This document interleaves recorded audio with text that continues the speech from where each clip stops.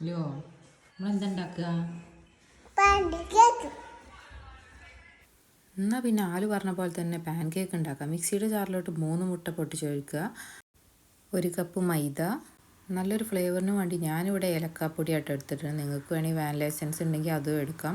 അതുപോലെ തന്നെ ഒരു നുള്ളു ഉപ്പ്, ഒരു നുള്ളു അപ്പസോഡ. മധുരം നമ്മുടെ പാകത്തിനനുസരിച്ച് ചേർക്കാം കേട്ടോ. 1 കപ്പ് പാലും 1 റോബസ്റ്റ് പഴം ചെറുതായിട്ട് അരിഞ്ഞത് ഇതിലേക്ക് ചേർത്തിട്ട് നമുക്ക് നന്നായിട്ട് മിക്സി ഒന്ന് അടിച്ചെടുത്ത് കൊണ്ടുവരാം കേട്ടോ. നമ്മുടെ ദോശമാവിൻ്റെക്കാട്ടിലും കുറച്ച് ലൂസായാലും കുഴപ്പമൊന്നുമില്ല, ആ ഒരു പരുവത്തിൽ തന്നെ കേട്ടോ വേണ്ടത്. അപ്പോൾ ആദ്യത്തെ തവി ആലു തന്നെ പാരണം എന്ന് പറഞ്ഞിട്ട് അവൾ തന്നെ ഒഴിക്കുകയാണ്. ഫസ്റ്റ് ഇത് അവൾ തന്നെ ഒഴിച്ചു, ബാക്കിയൊക്കെ ഞാൻ തന്നെ വീണ്ടും വീണ്ടും. ഇത് വലിയ തവയുണ്ട്, നമുക്ക് ഇഷ്ടം പോലെ നമ്മുടെ ഇഷ്ടത്തിനനുസരിച്ച് പല ആകൃതിയിലും ഉണ്ടാക്കാം കേട്ടോ.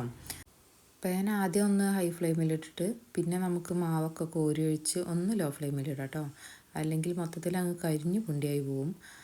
അതുപോലെ തന്നെ ഇതിന് മുകളിൽ കുറച്ച് ഹോൾസ് ആയിട്ട് ഇങ്ങനെ വരും കേട്ടോ. ഞാൻ പാൻ കേക്ക് അടച്ചു വെക്കാറില്ല, ഇങ്ങനെ ഹോൾസൊക്കെ വന്നതിന് ശേഷം തിരിച്ചിട്ടുകാണ്ട് പിന്നെ എടുക്കാറുണ്ട് കേട്ടോ. ഇതീ കൊള്ളാവുന്നിടത്തോളം ഞാനങ്ങ് കലക്കി വെച്ചിട്ടുണ്ട് കേട്ടോ. ഞങ്ങളിവിടെ ഇതിൽ തേനൊഴിച്ചിട്ടാണ് കേട്ടോ കഴിക്കാറ്. അപ്പോൾ കഴിച്ചു നോക്കിയിട്ട് ഇത് ആലുവിന് ഭയങ്കര ഇഷ്ടപ്പെട്ടിട്ടുണ്ട് കേട്ടോ. അപ്പോൾ നമ്മുടെ ചാനൽ സബ്സ്ക്രൈബ്